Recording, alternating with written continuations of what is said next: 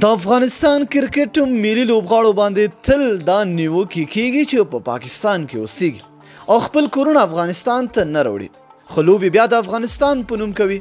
پرون یو ځل بیا د افغانستان د کرکټ ملي لوبغاړي کریم جنت په پاکستان کې داسې کار وکړ چې ټول افغانان ورته غوسه دي.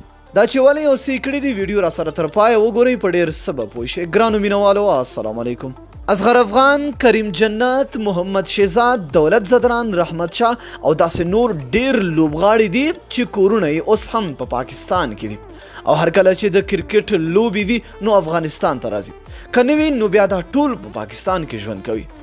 نو اوس تازه د افغانستان د ملي لوبډلې لوبغاړی کریم جنت پرون واده کړی دی او دغه واده یې په پاکستان کې کړی دی ځکه چې کریم جنت او کورنۍ اوس هم په پاکستان کې ژوند کوي. که څه هم د کریم جنت د واده په اړه واضحه څه نه دي ویل شوي، خو په ټولنیزو رسنیو کې کریم جنت ته یو شمېر کسانو د واده مبارکي ورکړې ده. دغه واده چې په پاکستان کې شوی دی، کریم جنت او نوره ټوله کورنۍ هم په پاکستان کې ژوند کوي او هلته یې واده هم په پاکستان کې په پټه کړی دی. خو کرکټ بورډ په دې اړه هیڅ ګام تر اوسه نه دی پورته کړی، که څه هم څو ځلې په رسنیو کې دا خبره وکړه چې هغه لوبغاړي چې په پاکستان کې کورونه دي په ملي لوبډله کې به ځای نه ورکول کیږي، خو هیڅ لوبغاړی هم خپل کور پاکستان نه دی راوړی.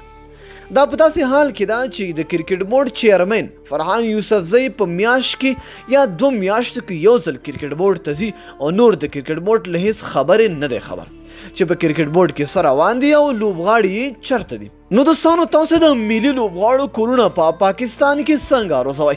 لاندې په کمنټ کې خپل نظر موږ سره شریک کړئ. تر بیا بل ویډیو د الله په امان په دعاګانو کې مې یاد ساتئ.